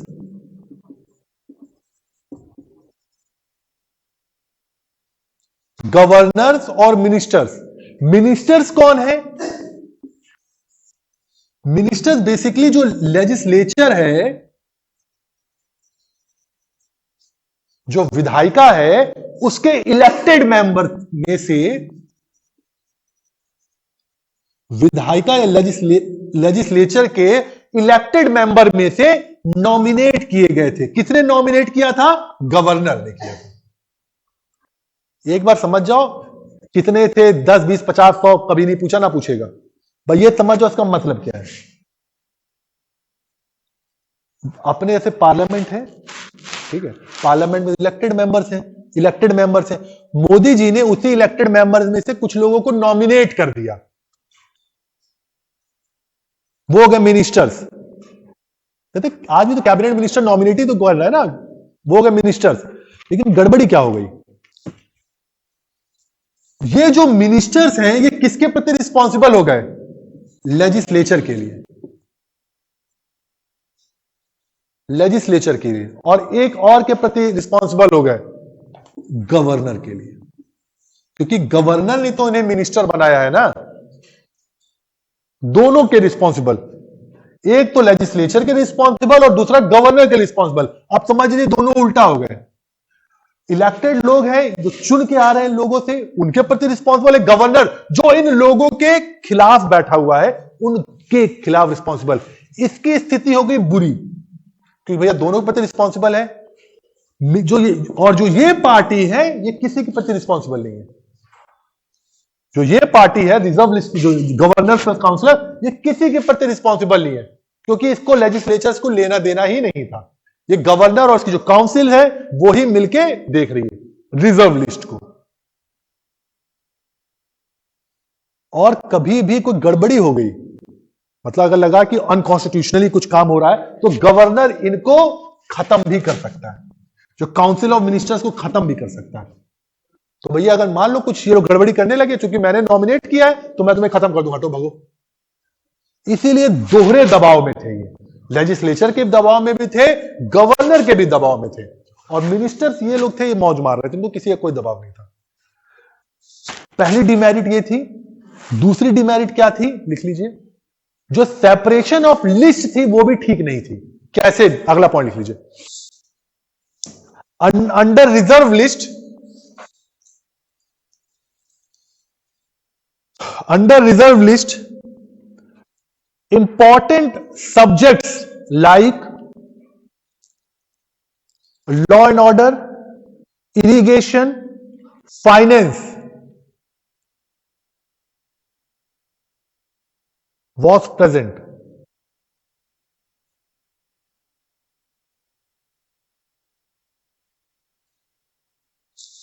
Under reserve list. Under transferred list, लिखो अगला point, under transferred list, less important subjects like health. आज इंपॉर्टेंट है, उस समय हेल्थ वेल्थ का कोई लेना देना नहीं था। Health, education, health, education, local government और एग्रीकल्चर वॉज प्रेजेंट। अब देखिए गड़बड़ी क्या हुई, एग्रीकल्चर को डाल दिया आपने ट्रांसफर्ड लिस्ट में, इरिगेशन को डाल दिया रिजर्व लिस्ट में। वो लेजिस्लेचर के प्रति रिस्पॉन्सिबल नहीं है तो हम पैसा रिलीज ही क्यों करेंगे। आपने एजुकेशन को डाल दिया ट्रांसफर लिस्ट में, फाइनेंस को डाल दिया रिजर्व लिस्ट में, तो भैया काम कैसे होगा, क्योंकि आप पैसा रिलीज नहीं करेंगे डेवलपमेंट के लिए, और ऊपर से अगर काम नहीं करोगे तो हटा भी देंगे तुम्हें। ये इस रिफॉर्म की सबसे बड़ी कमी थी।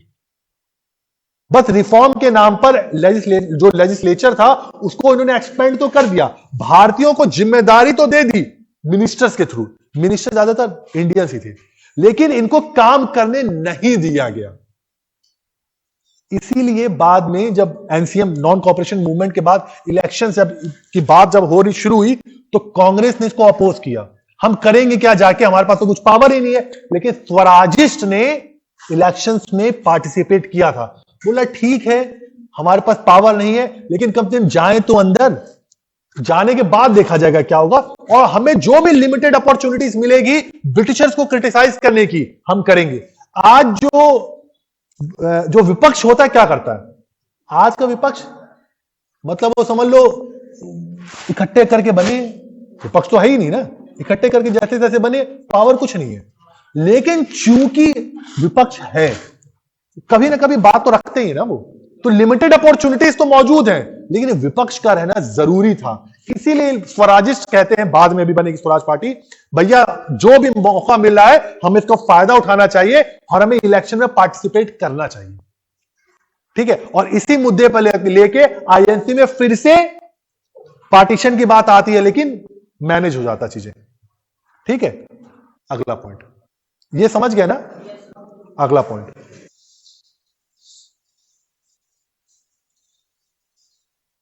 लिखो,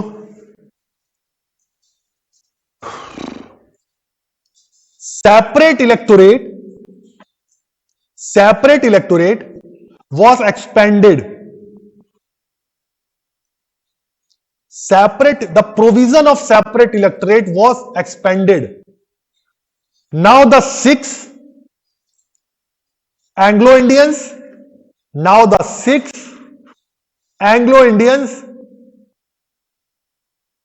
and the Indian Christians were also provided with separate electorate. Indian Christians were also provided with separate electorate.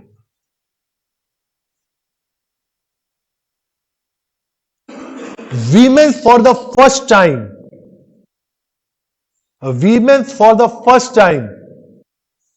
were provided the opportunity of giving vote.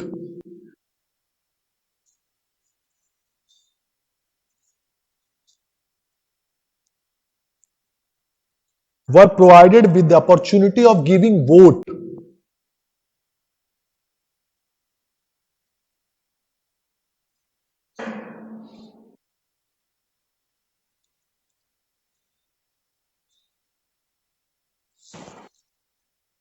लेकिन जो वोट के लिए जो क्राइटेरिया एस्टैब्लिश किया गया था उसकी वजह से बहुत कम ही लोग वोट दे पा रहे थे। लगभग माना गया जो कुछ शायद 3,000 रुपए का टैक्स पे जो करेगा, कुछ मतलब अमाउंट था, इतने ही कि जो टैक्स पे करता हो वही वोट दे पाएगा। तो जो इलेक्टोरेट थे वो बहुत कम थे, लेकिन वोटिंग राइट वीमेंस को पहली बार यही मिला था। और इंपॉर्टेंट चीज है, इन सेंट्रल लेजिस्लेटिव असेंबली, ये तो हम प्रोविंस का पढ़ रहे थे, कॉमन है, वीमेंस राइट कॉमन है, लेकिन जो इंपॉर्टेंट चीज क्या थी, in central legislative assembly bicameral legislature was established for the first time. Bicameral legislature was established for the first time in India.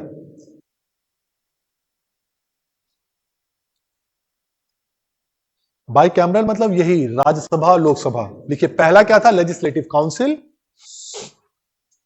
जिसे हम आज राज्यसभा कह देते हैं, लेजिस्लेटिव काउंसिल, और दूसरा काउंसिल ऑफ स्टेट जिसे हम लोकसभा कहते हैं।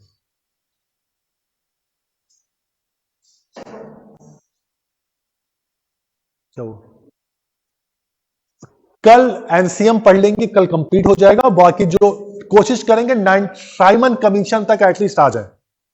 ठीक, साइमन कमीशन तक कल टारगेट रहेगा, साइमन कमीशन या पूर्ण स्वराज तक। थोड़ा सपोर्ट का थोड़ा पढ़ लीजिए आप लोग। अब समझाने वाला पार्ट है, अभी तक तो हम फैक्ट्स पर लिख रहे थे।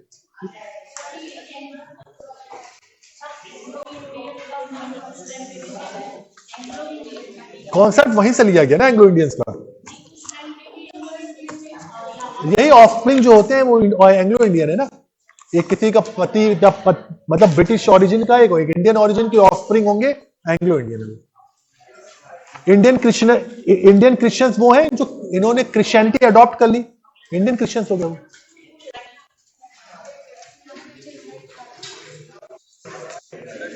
आपने कि मतलब जब गांधी जी आए थे तो उनको कोई कुछ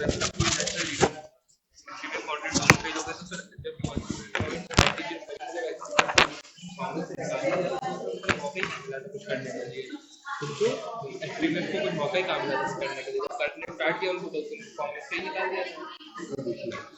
एक्चुअली 1907 में निकाला गया था नेशनल प्लेटफॉर्म, 1907 में 1905 में बनारस के बाद, लेकिन उनकी डिमांड है पार्टीशन ऑफ बंगाल वापस करना था।